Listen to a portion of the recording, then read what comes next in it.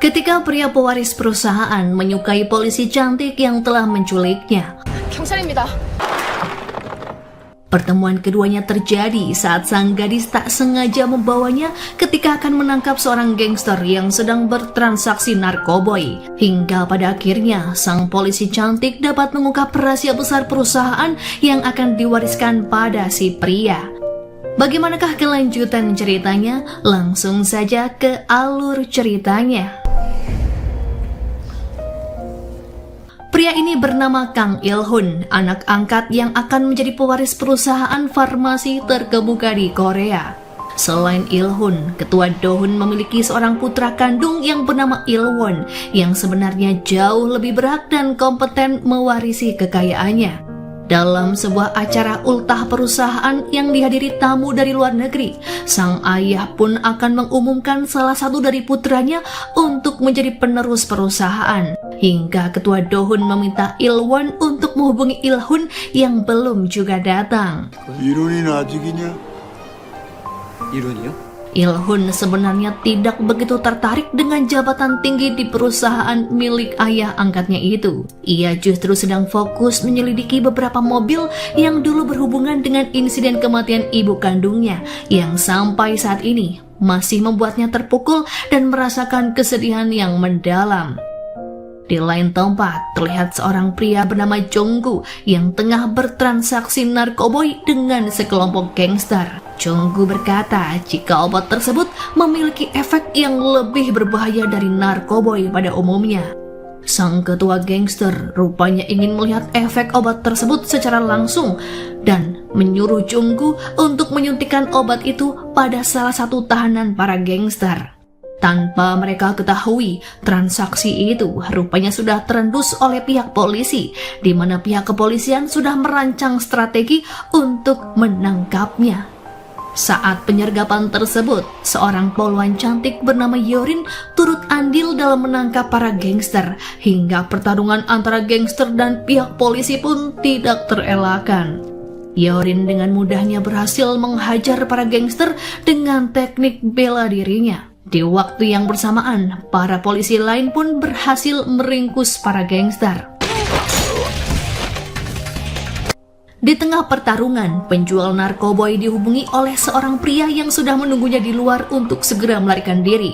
Dengan sebuah motor, si pria misterius berhasil membawa Jonggu kabur. Yerin pun mengejar mereka, dan aksi kejar-kejaran keduanya pun berakhir hingga pada jalan yang sempit. Yorin sengaja menghantamkan mobilnya pada tembok besar sebab dirinya hampir menabrak mobil lain yang ternyata mobil tersebut ditumpangi oleh Il-hun yang akan menghadiri acara ultah perusahaan ayahnya. Namun Yorin yang tak ingin kehilangan targetnya justru langsung mengambil alih kemudi mobil milik Il-hun yang mana Il-hun masih ada di dalamnya. Hal itu pun membuat Il-hun kebingungan dan panik dengan apa yang dilakukan oleh Yorin. Yorin hanya bisa menjelaskan jika dirinya seorang polisi yang sedang menjalankan misi penting. Yorin lalu mengemudikan mobil Il-hun secara ugal-ugalan dan mengambil jalan lain untuk mencegat si pengendara motor. Pada akhirnya, Yorin pun berhasil membuat motor terpental, di mana ketika Yorin akan menangkap Jonggu, tiba-tiba sang pria misterius menyerang Yorin dari arah yang tidak ia duga.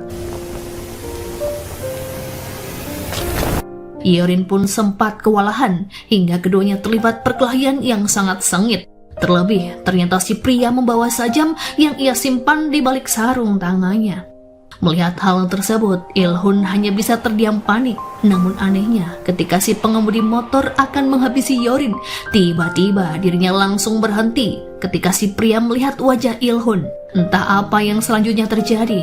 Namun tak lama kemudian, rekan Yorin yang bernama Jinsu datang menyelamatkan gadis itu. Sayangnya, si pengemudi motor berhasil kabur dan membawa obat yang tadi dibawa oleh Jonggu. Tak lama kemudian, bawahan Il-hun yang sedari tadi mengikuti mereka akhirnya datang dan membawa Il-hun. Ia lalu menjelaskan siapakah latar belakang Il-hun yang sebenarnya. Il-hun yang menyaksikan kejadian itu pun masih syok dan tak mampu berkata-kata. Ia hanya bisa meninggalkan TKP sembari memandangi wajah Yorin yang saat itu terlihat babak belur. Sementara itu di tempat acara, Il-won sangat percaya diri jika dirinya akan diangkat sebagai ahli waris. Tak lama kemudian Il-hun tiba dan menjelaskan jika ia terlambat karena mengalami kecelakaan. Il-hun berkata jika dirinya baik-baik saja meskipun mengalami sedikit masalah. 몸이 워낙 튼튼해야 말이죠. Ketua Dohun lalu memberikan sambutan dan menjelaskan visi misi perusahaan ke depan, yakni ingin menjadi perusahaan farmasi yang bisa menyembuhkan berbagai jenis penyakit. Terlihat kesehatan Ketua Dohun yang tidak stabil saat dirinya akan menobatkan salah satu putranya untuk menjadi penerus. Saat itu, Ketua mengalami kenaikan tekanan darah dan karena takut keadaan semakin memburuk, ia pun segera menunjuk Il-hun menjadi penerusnya. Hal itu pun membuat Il-won dan sebagian orang di perusahaan merasa terkejut sebab Il-hun hanyalah anak angkat dari ketua dan sebenarnya Il-won lebih layak menjadi penerus. Namun keadaan Ketua Dohun semakin buruk dan tiba-tiba ia tak sadarkan diri. Il-hun dan semua orang pun panik dan segera membawa sang ketua ke rumah sakit. Saat melakukan pengobatan, para dokter mengambil darah dari Il-hun untuk menstabilkan keadaan sang ketua. Scene di masa lalu pun diperlihatkan yang mana pada sebuah kejadian yang menimpa ibu kandung dari Il-hun. Wanita itu diketahui tewas saat ditabrak oleh seseorang menggunakan mobil. Sejak saat itu, Il-hun terus berupaya mencari pelakunya. Bahkan, Il-hun terus memaksa polisi untuk menyelidiki kasus ibunya. Namun, polisi terlalu sibuk dan mengabaikan permintaan Il-hun. Sebab dulu, Il-hun dan ibunya hanyalah orang miskin. Bahkan, Il-hun saat itu sangat emosi karena kasus kematian ibunya ditutup begitu saja. Nasib Il-hun tiba-tiba berubah ketika Ketua Dohun mengangkatnya sebagai anak. Namun sampai saat ini belum diketahui adakah hubungan apa antara Ketua Dohun dengan ibu dari Il-hun. Scene berpindah pada Yorin yang dimarahi oleh atasan karena gadis itu telah berurusan dengan Il-hun, putra angkat dari Ketua Dohun, pemilik perusahaan farmasi ternama. Yorin bahkan dengan nekat mengambil mobil milik Il-hun dan melibatkan pemuda itu dalam misinya. Namun Yorin menjelaskan jika Jonggu, orang yang bertransaksi dengan gangster, ternyata adalah salah satu peneliti dari perusahaan Munmyung. Hal itu pun membuat ketua polisi yang bernama Tuan Kim merasa kebingungan dan mengira jika Jonggu adalah seseorang yang ingin menjatuhkan nama baik perusahaan Munmyung. 김정구까지 잡은 건 기억 안 나시나 봐요? 김정구. Namun karena hal itu belum pasti, Tuan Kim menyuruh Yorin dan Jinsu untuk menanyakannya secara langsung pada Jonggu yang saat ini sedang dirawat di rumah sakit. Mereka sekaligus mencari tahu identitas dari si pengemudi motor yang membawa narkoboy. Di lain tempat diperlihatkan dengan sosok pria pengendara motor yang ternyata wajahnya sekilas sama persis dengan wajah Il-hun. Pria itu diketahui bernama Cheng. Cheng lalu membawa narkoboy pada seorang pria yang lagi-lagi juga memiliki wajah persis dengan Il-hun. Pria itu diketahui bernama Dongjin. Terlihat keadaan Dongjin yang merintih kesakitan dan dirinya segera menyuntikkan narkoboy yang dibawa oleh Cheng. Setelahnya, Dongjin menyuruh Cheng untuk menghabisi Jonggu agar pria itu tidak membocorkan informasi mengenai dirinya kepada polisi. 넌 가서 김정구 확실히 처리해. Berpindah pada Il-hun, ternyata dulunya ia diangkat menjadi putra ketua karena menurut dokter pribadi ketua, Il-hun memiliki darah yang cocok dengan Ketua Dohun. Awalnya, Il-hun menolak tawaran tersebut, namun karena Ketua Dohun adalah orang yang sangat berpengaruh, Il-hun pun akhirnya bersedia. Ia berpikir dengan fasilitas dan uang yang berlimpah tentunya akan mempermudah melakukan penyelidikan tentang penyebab kematian ibunya. Sementara Il-won terlihat sedang dipengaruhi oleh sang istri agar ia jangan terlalu meremehkan kemampuan Il-hun yang bisa saja merebut kekuasaan sebagai pemimpin perusahaan. 쓰러지신 타이밍 한번 절묘하시네요. Sementara Dongjin terlihat mendatangi gedung perusahaan Munmyung dan dengan kejeniusannya ia bisa dengan mudah mengakses sistem keamanan seperti CCTV. Bahkan dirinya bisa mengakses ruangan yang hanya diperuntukkan untuk staf perusahaan. Di rumah sakit, Yorin dan Jinsu sedang terlihat menginterogasi dan menanyakan mengenai obat terlarang, serta identitas sosok pria berhelm pengendara motor. Jonggu menjelaskan jika dirinya menjual narkoboy agar bisa mendapatkan komisi besar untuk melunasi hutang. Yorin kemudian bertanya apakah Jonggu mengetahui wajah dari si pengendara motor yang bertransaksi dengannya. Namun ketika Jonggu mengatakan ciri-ciri dari pria itu, tiba-tiba sebuah peluru melesat ke arah Jonggu yang seketika membuatnya tewas. Tembakan tersebut rupanya dilakukan oleh Cheng menggunakan sniper dari jarak jauh. Yorin seketika terkejut dan segera memindahkan tubuh Jonggu yang sudah tak bernyawa. Il-hun yang akan pergi ke kantornya tak sengaja melihat Dong-jin saat akan menaiki lift. Hal itu pun membuat Il-hun sangat penasaran mengapa ada seorang pria yang wajahnya sangat persis dengan dirinya. Dan seketika Il-hun mengalami sakit kepala hebat. Terlihat Dong-jin sedang menelpon seorang wanita bernama Kim Sang-hee. Wanita itu bertanya apakah Dong-jin berhasil menemukan cara untuk membuat obat MDT. Dong-jin menyebut jika dirinya belum menemukan informasi apapun dan ternyata alasan Dong-jin menyusup ke gedung perusahaan Moon-myung yakni untuk mendapatkan dokumen dan formula untuk pembuatan obat MDT. Hal itu bertujuan agar tubuhnya yang selalu lemah bisa semakin kuat. 두 번이든 세 번이든 아쉬운 놈이 우물 파는 거지. Karena Dong-jin tak menemukan informasi apapun, dirinya berniat melakukan sebuah rencana kepada Il-hun. Sebab ternyata selama ini Dong-jin telah melakukan investigasi dan pemantauan terhadap Il-hun serta semua orang yang berhubungan dengannya. Yorin bersama tim kepolisian tengah menyelidiki pelaku penembakan Jonggu, dan setelah mereka menanyakan pada seorang saksi, Yorin pun akhirnya menyadari jika sang penembak misterius ternyata melakukan penembakan bukan dari gedung yang berhadapan dengan rumah sakit, melainkan dari tempat yang lebih jauh. Hal itu menandakan jika sang penembak alias Cheng bukanlah penembak biasa, melainkan penembak yang sudah sangat terlatih. Sementara itu di kantor polisi, Tuan Kim dan Yorin beserta polisi lain tengah mendiskusikan langkah mereka selanjutnya untuk mencari identitas pengendara motor. Jin-soo menduga jika obat MDT yang dijual oleh Jonggu erat kaitannya dengan perusahaan farmasi Moon-myung. Ia pun menyarankan Tuan Kim untuk memeriksa perusahaan itu. Awalnya Tuan Kim menolak usulan tersebut sebab perusahaan Moon-myung dipimpin oleh ketua Dohun yang sangat kuat dan kebal hukum. Namun Yorin meyakinkan atasannya jika mereka harus melakukan penyelidikan demi mengungkap kebenaran. Pada akhirnya, Tuan Kim setuju saran Jin-soo untuk melakukan pemeriksaan. 특히 너.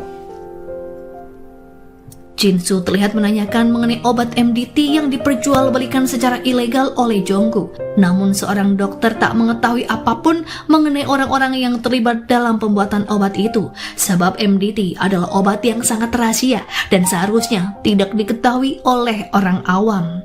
어쩌다 그런 일에 휘말려서. Saat di kantor, Hyorin bersama tim polisi tengah mendiskusikan hasil pemeriksaan mereka terhadap Il-hun dan salah satu dokter di perusahaan Moon-myung mengenai pembuatan obat MDT serta identitas si pengendara motor. Mereka pun mencurigai jika si pria yang berada di rekaman CCTV alias Dong-jin adalah si pengendara motor yang tempo hari menyerang Hyorin. Hal itu pun membuat Hyorin merasa dibohongi oleh Il-hun. Hyorin menduga jika Il-hun ada hubungannya dengan si pengendara motor. 뚝배기 잡으면 연락하라고?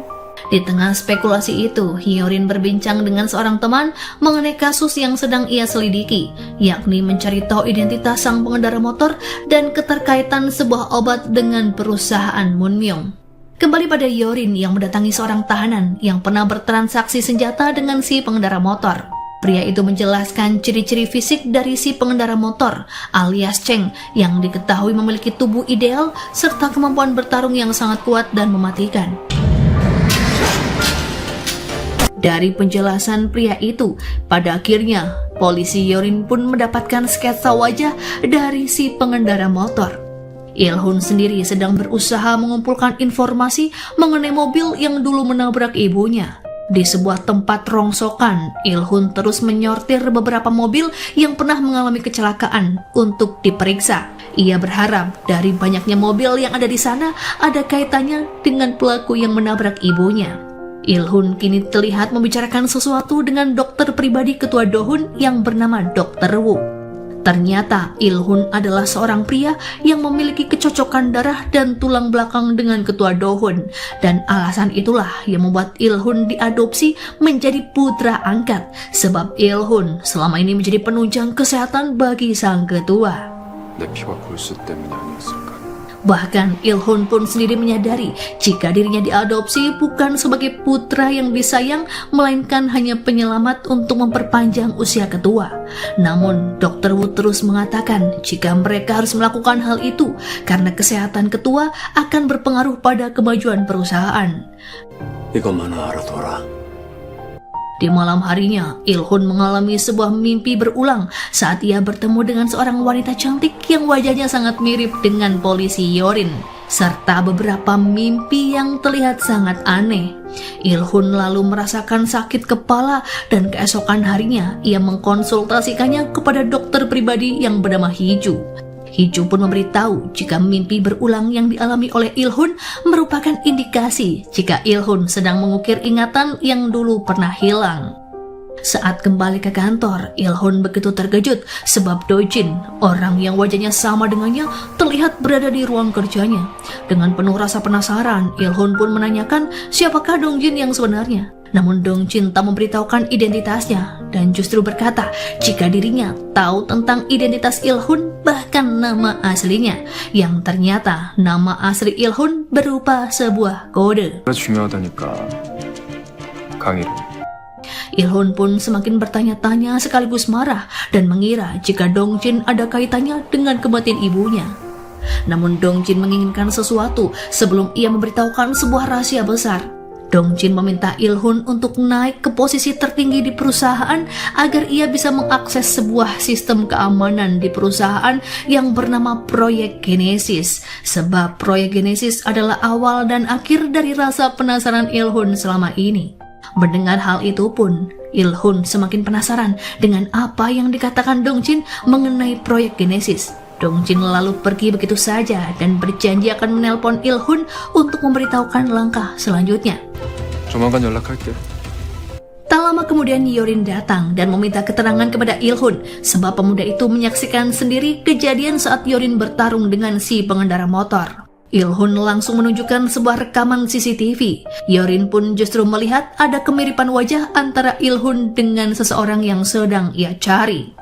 Kembali pada Il-hun yang mendapatkan informasi dari bawahannya mengenai keberadaan Dong-jin, yang ternyata Dong-jin terlihat memasuki ke sebuah rumah kosong. Sebelumnya, Il-hun memang memerintahkan bawahannya untuk mengikuti pria itu. Pada akhirnya, Il-hun pun memasuki rumah tersebut dan mendapatkan panggilan telepon dari Dong-jin yang menyuruhnya untuk mengecek ke sebuah lemari. Ketika membukanya, Il-hun melihat sebuah foto ibunya yang masih hamil bersama seorang wanita yang tak lain adalah Kim Sang-hee. Hal itu pun membuat Il-hun mengingat jika Kim Sang-hee adalah orang yang pernah melayat sang ibu dan sebenarnya hendak mengatakan suatu rahasia padanya, namun batal ia utarakan karena kedatangan ketua Do-hun. Scene diperlihatkan masa lalu ketika ketua Do-hun akan mengambil Il-hun dari ibunya. Ibu Il-hun saat itu sangat ketakutan saat terus diintimidasi oleh ketua Do-hun yang memaksanya untuk segera menyerahkan Il-hun padanya. Namun Il-hun selalu melindungi sang ibu dan menolak tawaran dari ketua Do-hun. Hingga pada akhirnya, insiden kematian ibunya pun terjadi yang mengharuskan Il-hun menjadi anak angkat dari sang ketua. Il-hun yang berada di rumah abu ibunya lantas bertanya-tanya tentang sosok Dong-jin serta maksud dari foto yang ia temukan. Tak lama kemudian, Il-hun didatangi oleh ketua Do-hun yang kini sudah pulih. Il-hun langsung bertanya kepada sang ketua, apakah dulu ketua pernah menemukan orang yang wajahnya sama dengannya saat akan mengadopsinya. Namun ketua Do-hun seolah membantah hal itu dengan mengalihkan pembicaraan dan meminta Il-hun untuk tak terus meratapi kematian ibunya. Ketua Do-hun meminta Il-hun untuk memantapkan kesiapannya menjadi penerus perusahaan jika dirinya sudah tiada. 네가 아름드리 나무가 될 마지막 기회야. Saat akan pulang, Il-hun sudah ditunggu oleh Il-won dan istrinya untuk minum bersama. Yang mana Il-won berkata jika dirinya akan dengan senang hati menggantikan posisi Il-hun sebagai penerus perusahaan. Namun Il-hun yang memiliki tujuan untuk mengungkap proyek Genesis dengan tegas berkata jika dirinya tak akan pernah memberikan jabatan itu kepada Il-won. Seketika Il-won terkejut dan tak menyangka jika Il-hun akan mengambil langkah tersebut, dan kedengkian pun mulai terpancar dari wajah Il-won.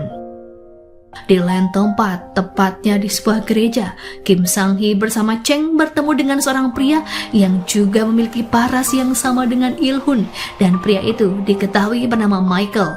미카엘, 너도 그렇고. Sebuah misteri pun akhirnya terungkap mengenai asal-muasal mengapa ada banyak pria yang wajahnya mirip dengan Il-hun. Karena 30 tahun silam, Kim Sang-hee merupakan salah satu peneliti dari perusahaan Moonmyung yang ditunjuk untuk memimpin sebuah penelitian bersama Dr. Wu. Keduanya dipaksa menciptakan sebuah cloning manusia agar cloning tersebut dapat memberikan keabadian pada sang ketua. Di mana cloningan dari keempat orang itu hanya Il-hun lah orang yang paling sempurna, sebab cloningan yang lain memiliki kecacatan, seperti Cheng yang hanya tahu cara bertarung dengan liar, Dong-jin yang meskipun cerdas namun tubuhnya yang sangat lemah, serta Michael yang tak bisa melihat sinar matahari yang membuat tubuhnya selalu sakit. Dan itulah alasan mengapa Ketua Dohun sangat mempertahankan Il-hun dan bahkan mengangkatnya sebagai pimpinan perusahaan. Sebab Il-hun adalah satu-satunya cloning yang paling sempurna, yang memiliki kecocokan darah dan juga sumsum tulang dengan Ketua Dohun. Sehingga Ketua Dohun dapat bertahan hidup lebih lama, dan penelitian itulah yang disebut sebagai proyek Genesis. 일장자를 받아들였다고요? Sebenarnya Kim Sang-hee merasa bersalah atas tindakannya dulu yang mengerjakan proyek Genesis, karena ternyata banyak cloningan Il-hun yang hidup dengan kekurangan masing-masing. 약 없이는 몸이 뒤틀리는 동진이. Sementara itu, Il-hun kini terlihat menjalani posisi barunya sebagai pimpinan perusahaan. Ia rupanya menggantikan Ketua Dohun untuk sementara waktu. 야, 미전실 위험이 암행어사 출도 저리 가라네. Dalam sebuah rapat, banyak karyawan yang meragukan kemampuan Il-hun dalam memimpin perusahaan. Namun Il-hun memperlihatkan intelektualitasnya pada para karyawan dengan mempresentasikan rencananya untuk membuat obat yang menyembuhkan penyakit Alzheimer. Setelahnya, Il-hun melanjutkan investigasinya untuk mencari informasi mengenai Kim Sang-hee, mantan peneliti di perusahaan Moonmyung. Namun bawahan Il-hun yang sudah mencari tahu lebih dulu tak menemukan berkas apapun, dan kemanakah perginya Kim Sang-hee. 전혀 흔적이 없어요. Ia hanya menemukan sedikit informasi jika tempat penelitian Kim Sang-hee dulu sudah terbakar. Namun ketika Il-hun membaca profil wanita itu, ia mendapati jika ibu dari Kim Sang-hee tinggal di kota Busan. Il-hun pun segera mengajak bawahannya untuk menuju ke lokasi yang dimaksud. Di tengah perjalanan, Il-hun mendapatkan panggilan dari Dong-jin yang ternyata Dong-jin telah melacak posisi Il-hun. Dong-jin lantas menanyakan tujuan Il-hun datang ke Busan. 부산까지 가셨네. 뭘 찾으려고? Il-hun tak memberitahukan tujuannya kepada Dong-jin, sebab Dong-jin adalah orang yang sangat mencurigakan. Dan Il-hun tak mau lagi berurusan dengan pria itu. Dong-jin hanya berkata jika suatu saat nanti pasti Il-hun akan membutuhkannya. Setibanya di Busan, Il-hun akhirnya bertemu dengan ibu dari Kim Sang-hee. Namun sayang, wanita itu telah pikun dan tak mampu mengingat apa-apa. 의사소통이 거의 불가능한 상황이세요. Tak lama kemudian, para sukarelawan datang untuk merawat lansia. Melihat hal itu pun, Il-hun merasa jika sukarelawan tersebut kemungkinan adalah Kim Sang-hee yang sedang menyamar. Il-hun segera menanyakan kepada pengurus rumah sakit mengenai identitas dari masing-masing sukarelawan yang sering merawat ibu dari Kim Sang-hee. Namun pihak rumah sakit mengaku tak mengetahui banyak tentang identitas sukarelawan. Mereka hanya memberitahu seorang pria parubaya yang kemungkinan memiliki informasi tentang keberadaan Kim Sang-hee. Setelah mendapatkan informasi itu, Il-hun mendatangi si pria parubaya dan menanyakan tentang Kim Sang-hee. Namun si pria mengaku jika dirinya sudah lama tak berjumpa dengan wanita itu. Tiba-tiba, seorang wanita bertopi menghampiri Il-hun dan memberikan sebuah kertas yang berpesan untuk menemui dirinya di sebuah tempat dekat pantai pada pukul 10 malam. Il-hun pun yakin jika wanita itu adalah seseorang yang sedang ia cari alias Kim Sang-hee. Flashback di masa lalu, awal mula Kim Sang-hee dan Dr. Woo memulai proyek Genesis karena dulu Kim Sang-hee sangat terpuruk dengan keadaannya yang baru saja dipecat dari tempatnya bekerja.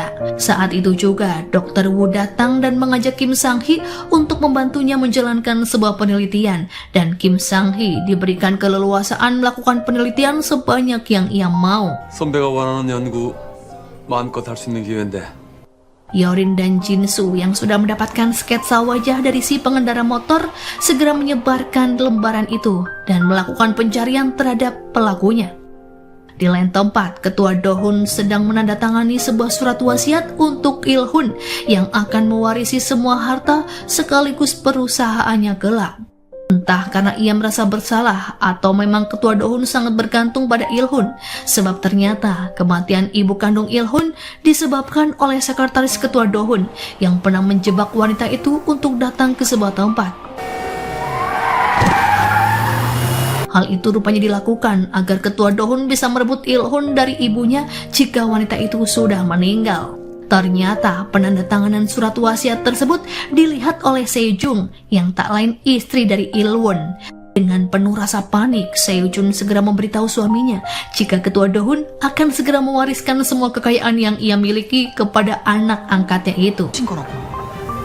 Mendengar hal tersebut, Il-won seketika naik pitam dan bertanya-tanya mengapa ayahnya lebih memilih Il-hun mewarisi harta, padahal jelas-jelas Il-hun hanyalah anak pungut. Di malam harinya, Hyorin yang terus melakukan pencarian terhadap si pengendara motor melihat adanya sosok pria yang perawakannya sangat mirip dengan si pelaku. Dan tanpa pikir panjang, Hyorin pun segera membanting pria itu dan langsung memborgolnya. Akan tetapi di luar dugaan, pria tersebut bukanlah si pengendara motor yang sedang ia cari, melainkan Il-hun. Yorin yang salah paham pun mencoba membuka borgol, namun tiba-tiba seorang bocil menabrak ke arah mereka hingga membuat Yorin tak sengaja melemparkan kunci borgol ke dalam selokan.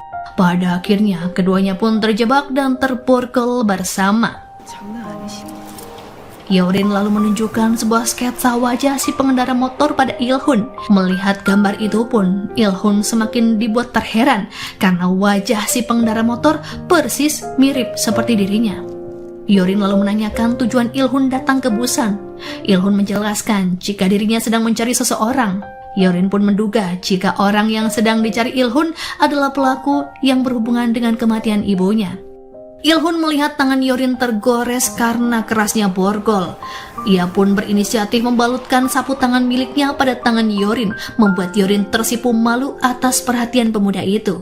Hingga saat Il-hun menunggu kedatangan Kim Sang-hee yang menyuruhnya bertemu di suatu tempat, tiba-tiba sekumpulan gangster datang dan entah apa tujuan mereka. Mereka langsung menyerang Il-hun dan Yorin. Keduanya pun dengan sekuat tenaga berusaha menghadapi para gangster hingga mereka kian terpojok. Sayangnya seorang ketua gangster justru menembak Il-hun dengan senjata yang ia bawa. Seketika Il-hun terjatuh ke dalam sungai dan bahkan Yorin tak menyangka jika Il-hun bisa mengalami hal senaas itu karena kejadiannya begitu cepat saat borgol keduanya bisa terlepas. Akibat insiden tersebut, Il-hun tenggelam dan pencarian pun segera dilakukan oleh tim SAR. Sementara Yorin masih terpukul karena ia merasa bersalah dan gagal melindungi Il-hun. Yorin pun lalu dimintai keterangan oleh pihak polisi. 서울 장사님, 우연이 너무 많다고 생각 안 합니까? Kabar Il-hun yang mengalami insiden terdengar sampai ke Ketua Do-hun dan tentu saja membuat Ketua Do-hun murka dan takut kehilangan Il-hun. Ketua memerintahkan Dr. Woo dan Il-won untuk melakukan pencarian yang lebih besar guna menemukan keberadaan Il-hun dan tak peduli berapapun biaya yang harus ia keluarkan. Misteri pun terkuak karena ternyata dalang dari insiden yang menimpa Il-hun tak lain adalah perbuatan Il-kwon, sebab Il-won tak rela jika semua harta dan perusahaan milik ayahnya jatuh ke tangan Il-hun. Il-won memerintahkan bawahan kepercayaannya untuk pergi ke daerah Busan dan mengecek serta memastikan apakah benar Il-hun benar-benar tewas. Kembali pada Yorin yang dimintai keterangan, Ia pun menjelaskan semua kejadian yang dialaminya dengan Il-hun ketika mereka diserang oleh para gangster. Namun anehnya, polisi tak yakin dengan keterangan yang diberikan oleh Hyorin dan menduga jika Il-hun dipancing untuk datang ke tempat tersebut karena hendak diculik. Mengingat Hyorin ada di TKP, hal itu akan memunculkan kecurigaan pihak perusahaan pada polisi serta membuat reputasi pihak kepolisian semakin buruk. Mendengar hal tersebut membuat Hyorin semakin merasa bersalah dan sangat mengkhawatirkan kondisi Il-hun yang sampai saat ini belum ditemukan. Saat di kantor, Dr. Wu menyuruh bawahannya untuk menyelidiki semua aktivitas Il-hun sebelum mengalami insiden. Ia juga menyuruhnya untuk menemukan si pengendara motor alias Cheng. 찾고 있는 중입니다. Di lain sisi, ternyata Cheng dan Kim Sang-hee berhasil mengevakuasi tubuh Il-hun sebab sebelumnya mereka berdua mengawasi Il-hun dari kejauhan ketika berhadapan dengan para gangster. Namun sayang, kondisi Il-hun kini tengah kritis. Sang-hee langsung memberikan pertolongan pertama pada pria itu dan lagi-lagi di bawah alam sadarnya Il-hun mengalami mimpi yang aneh yang berkaitan dengan masa lalunya. Beberapa waktu kemudian Hyorin dijemput oleh Jin-soo untuk pulang ke Seoul. Di sana Hyorin melihat seorang pria diseret dan diinterogasi oleh polisi, yang mana pria itu mengaku jika dirinya adalah pelaku yang menembak Il-hun. Mengetahui hal itu pun Hyorin mengingatkan petinggi polisi jika pria itu bukanlah pelaku yang sebenarnya. Tapi sepertinya polisi itu tak menggubris ucapan Hyorin. Hyorin yakin jika pria itu dikambing hitamkan oleh si ketua gangster dengan dipaksa untuk mengaku sebagai pelakunya. Sementara Dong-jin yang baru mengetahui jika Il-hun tengah kritis dibuat sangat cemas sebab Il-hun memiliki tubuh yang sangat sempurna. Ia pun beranggapan upayanya untuk mengumpulkan informasi dari perusahaan akan terhambat sebab Il-hun adalah perantara bagi Dong-jin untuk mengumpulkan informasi dari perusahaan Mongmyun. Dong-jin pun berencana menyusup ke perusahaan itu agar lebih bisa mengumpulkan banyak informasi. Ia lalu memberitahu Kim Sang-hee jika Dr. Wu juga turut melakukan pencarian besar-besaran untuk menemukan keberadaan Il-hun. Kim Sang-hee pun sangat terkejut sebab Dr. Wu adalah bekas rekannya dulu. 우 선배가 여기 왔다고? 네. Namun di tengah pembicaraan itu, Il-hun sedikit tersadar dan melihat ada lebih dari satu pria yang wajahnya serupa dengannya. Samar-samar Il-hun juga mendengar perbincangan mereka. Sebelum pergi, Dong-jin terlebih dulu mengambil cairan milik Il-hun. Ia yakin jika dirinya menyusup ke perusahaan, maka mereka akan melakukan pengecekan darah terhadapnya. Namun rencana menyusup ke perusahaan Moonmyung sepertinya ditentang oleh Kim Sang-hee karena hal itu akan sangat beresiko. 아무리 생각해도 너무 무모하고 위험한 계획. Menurut Dong-jin, kesempatan ini mungkin tak akan datang dua kali sehingga dirinya harus segera melakukannya dengan tujuan agar Dong-jin bisa mengakses sistem keamanan alias proyek Genesis. Ia berharap bisa menemukan petunjuk untuk mengobati setiap kekurangan di antara dirinya, Cheng dan Mikhail. Sementara itu, Hyorin dan Jin-soo mendapatkan sebuah informasi dari seorang teman mengenai pelaku yang menembak Il-hun, yang tak lain adalah sebuah geng bernama Yangdong. Karena sebelumnya, teman Hyorin yang merupakan selebgram berhasil mendapatkan informasi tersebut dari para netizen tentang pelaku yang sangat dicurigai.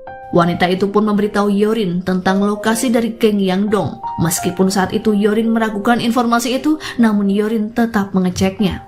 Di suatu tempat yang tersembunyi, Hyorin dan Jin-soo mendapati bawahan Dr. Wu yang akan pergi karena mereka telah membabat habis gangster Yangdong.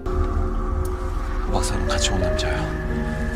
Hyorin lalu menanyakan keberadaan ketua gangster pada salah satu anggotanya, yang mana si pria memberitahu jika ketua gangster saat ini berada di rumah sakit. Sementara Kim Sang-hee justru menelpon Dr. Wu dan memintanya untuk bertemu. Entah apa tujuan Kim Sang-hee menghubungi pria itu, karena sedari dulu Kim Sang-hee selalu menutup diri dan bersembunyi dari orang-orang di perusahaan Moonmyung.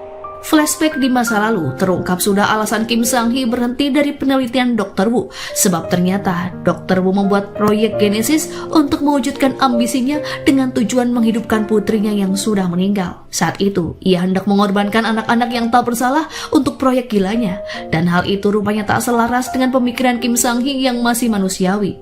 오기원! 네가 이러고도 사람이야? Kim Sang-hee saat itu bahkan menentang Dr. Wu untuk melanjutkan proyek tersebut. Kembali ke masa kini, Kim Sang-hee sudah bertemu dengan Dr. Woo di sebuah tempat. Ia meminta pria itu untuk menghentikan aksi gilanya untuk melanjutkan proyek Genesis dan merelakan kepergian putrinya. Namun Dr. Woo masih belum menyerah dan akan tetap melanjutkan proyeknya. Sebab kini ia sudah bertemu dengan Kim Sang-hee yang sudah lama menghilang. Karena ternyata hanya Kim Sang-hee lah orang yang bisa menyelesaikan proyek Genesis. 제네시스 프로젝트 성공할 수 없어. Kim Sang-hee dengan tegas menolak hal tersebut, dan jika Dr. Woo mencoba melanjutkan proyeknya, maka ia mengancam akan membuka kebusukan perusahaan Monmyoung kepada publik. Di lain sisi, Cheng yang berada di rumah dibuat terkejut karena Il-hun sudah menghilang. Ia pun mengecek ke semua ruangan, namun keberadaan Il-hun tak kunjung ditemukan. Hingga pada akhirnya, saat ia akan keluar rumah, Chen justru bertemu dengan bawahan Dr. Woo yang mencoba menyerangnya. Namun dengan skill bela dirinya yang sangat lihai, Chen mampu mengimbangi bawahan Dr. Woo. Namun pertarungan keduanya justru diganggu oleh Jin-soo yang kebetulan ada di tempat itu.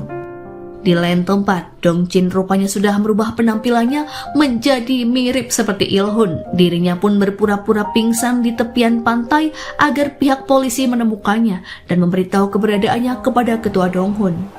Saat itu juga, Dong-jin rupanya berniat menyusup ke perusahaan Monmyoung, yakni dengan menyamar sebagai Il-hun. Sampai saat ini, keberadaan Il-hun yang asli pun belum diketahui. Kabar mengenai Il-hun yang ditemukan akhirnya didengar oleh ketua Do-hun. Hal itu pun membuatnya sangat lega sekaligus bahagia dan menyuruh bawahannya untuk segera membawa Il-hun ke Seoul. 상태가 안정되면 바로 서울로 이송해. Meskipun sebenarnya ketua Do-hun tak mengetahui jika Il-hun yang kini telah kembali adalah Dong-jin. Informasi mengenai kembalinya Il-hun tentu saja membuat Il-won panik karena kejahatannya mungkin akan terkuak. Il-won lalu menyuruh bawahannya untuk kembali menghabisi Il-hun dengan berbagai cara. Sementara Il-hun palsu didatangi oleh bawahan ketua Do-hun yang bernama Ki-suk. Saat itu Ki-suk melihat bagian dada Il-hun yang terluka, namun dirinya dibuat terheran mengapa dada Il-hun tidak mengalami luka sedikit pun. Dong-jin beralasan jika saat itu dirinya diselamatkan oleh Yorin dari insiden penembakan.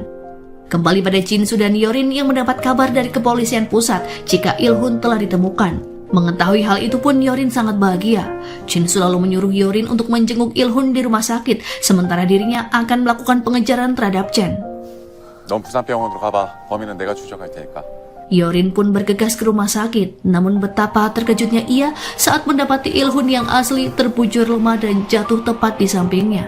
Yorin pun merasa bingung sebab sebelumnya ia mendengar kabar jika Il-hun sudah berada di rumah sakit. Il-hun meminta bantuan pada Yorin untuk menyelamatkannya dan melarangnya untuk melibatkan pihak polisi atau siapapun.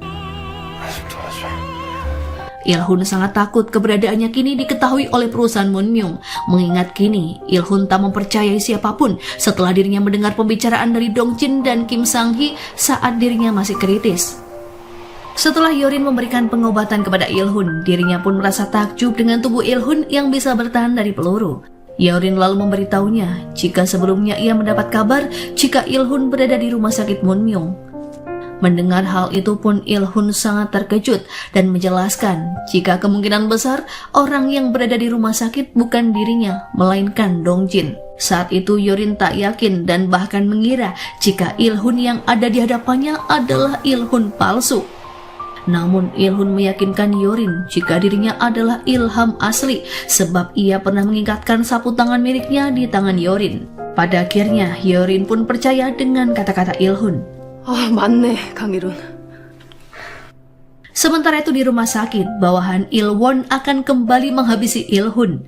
Pria itu hendak menyuntikkan cairan mematikan pada infusan dan segera membekapnya dengan sebuah bantal. Ternyata Dong-jin sedari tadi sudah merekam aksi kejahatan bawahan Il-won yang mencoba menghabisinya. Dong-jin lalu menelpon Il-won dan mengancamnya untuk tak lagi mengganggunya. Sebab Dong-jin mengancam jika ia akan menyebarkan rekaman video tadi yang bisa membuat Il-won dicoret dari calon pewaris perusahaan. 강일훈 너이 새끼! Sementara Il-hun memberitahukan tujuannya pada Yorin mengenai dirinya yang sedang mencari Kim Sang-hee sembari menunjukkan sebuah buku yang ia bawa. Ternyata buku tersebut selalu muncul dalam mimpi Il-hun, dan tujuan Il-hun saat ini adalah bertemu dengan Kim Sang-hee. Mengingat saat keadaannya kritis kemarin, Il-hun tak sempat berbicara dengan wanita itu. Di tengah obrolan itu, Hyorin mendapatkan panggilan dari Jin-soo yang memberitahu jika dirinya sudah melihat wajah si pengendara motor serta obat MDT yang berada di rumah sakit Munmyung. Ia meminta Hyorin ikut bersamanya untuk melakukan penyelidikan. Takut keberadaan Il-hun diketahui, Hyorin pun beralasan jika dirinya sedang ada urusan lain dan meminta Jin-soo pergi duluan. 병원 앞에서 우연히 친구 만나서 친구네 집에 왔다. Di lain sisi, Kim Sang-hee sudah mengetahui jika Il-hun berhasil kabur. Dirinya pun menyuruh Cheng untuk memberitahu Dong-jin mengenai apa yang sedang terjadi. Dong-jin pun dibuat kesal karena ia takut jika Il-hun akan kembali menunjukkan dirinya di depan sang ketua.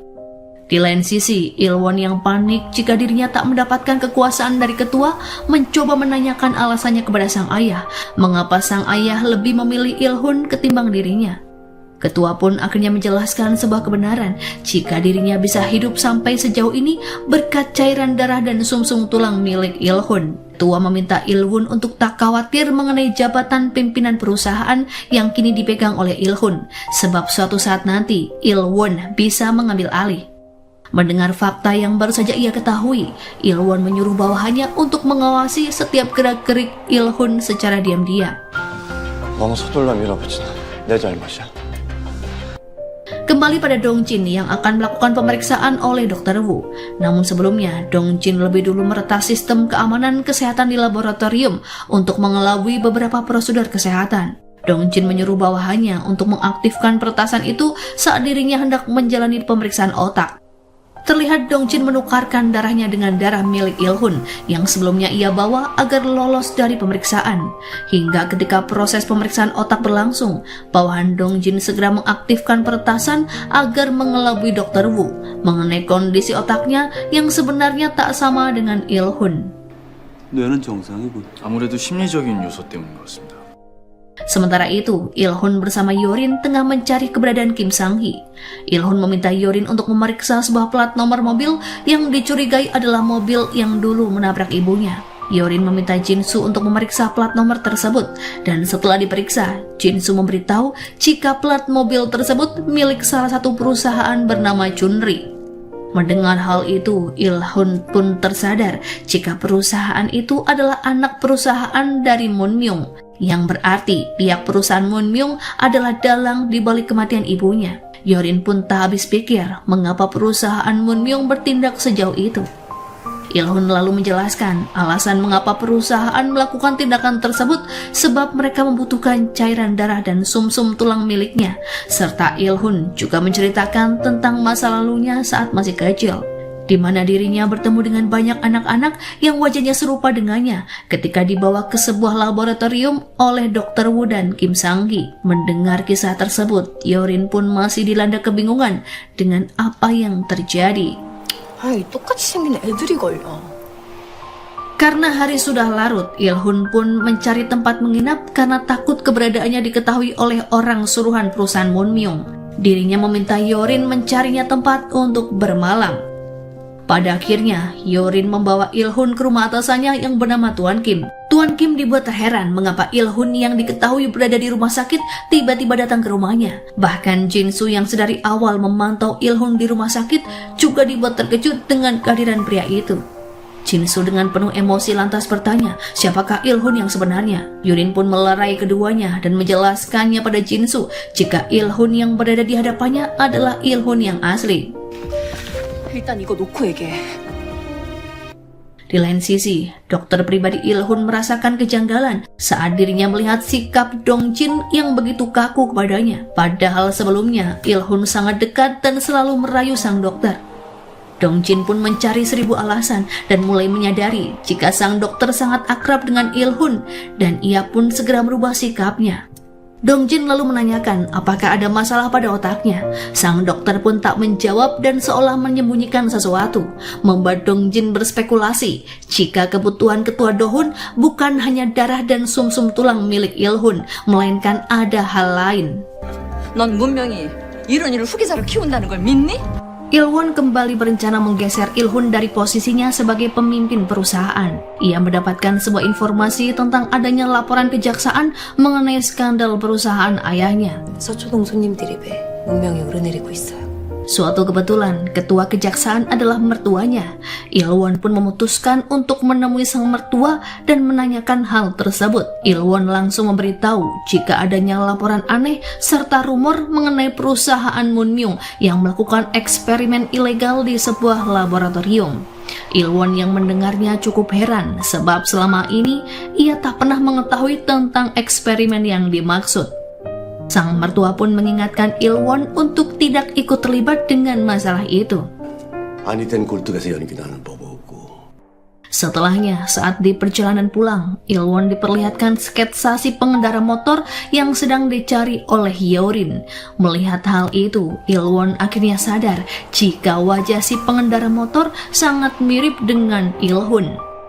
Ilwon pun semakin yakin mengenai adanya sebuah eksperimen ilegal mengenai cloning manusia karena ketua Do-hun juga selalu memberikan isyarat tentang hal itu, yang mana sebenarnya Ilwon akan menjadi penerus perusahaan, dan itu artinya Ilwon adalah putra satu-satunya ketua Do-hun serta orang yang mengetahui eksperimen itu hanyalah ketua Do-hun dan Dr. Wu. 회장님과 우 박사님 정도라는 거네요.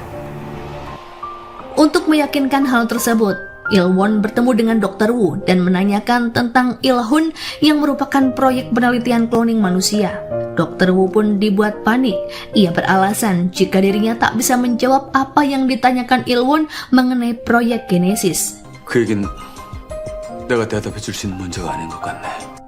Sementara itu, ketua Do-hun yang mendengar jika Il-hun sudah tahu tentang proyek Genesis segera memanggil Dr. Wu, di mana saat itu ketua Do-hun sangat murka pada dokter sebab ternyata ketua Do-hun tahu jika kloningan Il-hun yang lain seperti Dongjin, Chen, dan Mikhail ternyata masih hidup.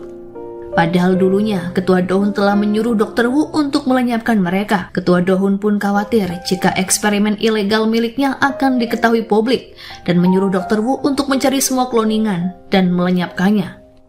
Sementara Il-hun palsu alias Dongjin sedang makan bersama Dr. Hiju. Kini terlihat Dongjin diawasi oleh bawahan Ilwon sehingga Dongjin tak bisa berbicara dengan leluasa. 여기 보고 듣는 귀가 많아. Hingga Hiju pun menjatuhkan sebuah gelas yang merupakan pertanda agar Dongjin mendekat padanya. Dan di saat itulah Dr. Hiju memberitahu jika Dr. Wu akan melenyapkan dirinya. Sebab sebelumnya Hiju menyadari hal tersebut dari gelagat mencurigakan Dr. Wu yang banyak menyembunyikan rahasia. Dongjin pun segera menghubungi Kim Sang-hee dan menyuruhnya untuk menyembunyikan Cheng dan Mikhail. Sementara Dongjin akan kembali ke tempat persembunyiannya. 경찰도 뒤쫓고 있다니까. 첸하고 미카엘 챙겨서 얼른 피하세요. Di lain sisi, Ilwon kini terus berupaya untuk mencari surat wasiat milik ayahnya. Ilwon akan melenyapkan surat wasiat itu apabila dirinya sudah menemukannya dan tak akan membiarkan Il-hun menjadi pewaris tahta. Di malam harinya, Ilwon menemui salah satu dokter kepercayaan ketua Do-hun. Ia meminta dokter tersebut untuk memimpin operasi otak yang akan dijalani oleh sang ketua. 잘 부탁드립니다. Mendengar hal itu pun, si dokter tentu saja sangat terkejut dan terheran mengapa Ilwon bisa mengetahui rencana rahasia sang ketua. Dokter pun segera pergi dan mengadukan hal itu kepada ketua Do-hun.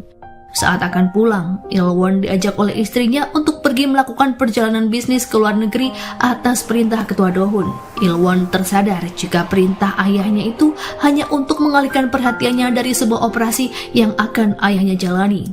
Tak lama kemudian, ketua Do-hun yang mendengarnya pun merasa marah dan meminta Ilwon untuk menuruti perintahnya. 내가 그냥 시키는 대로 하면 돼. Namun Ilwon menolak perintah tersebut yang membuat ketua Do-hun naik pitam dan seketika pingsan. Ilwon langsung memaksa sekretaris ketua Do-hun untuk memberitahukan mengenai surat wasiat yang disembunyikan sang ayah. Namun sekretaris tak mau memberikan informasi apapun mengenai surat wasiat itu. 일개 집사가 그런 걸 알 리가 있나요?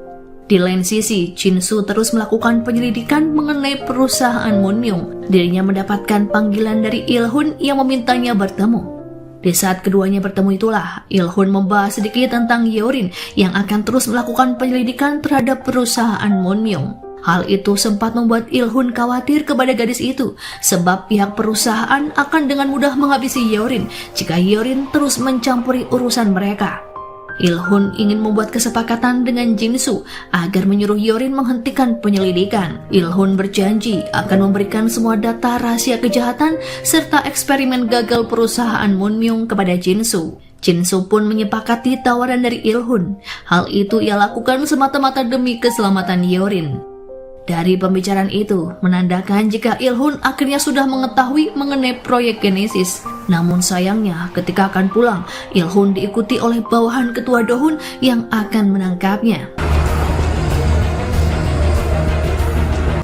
Dari dokumen yang Il-hun berikan kepada Jin-soo, Jin-soo pun mendapati sebuah fakta.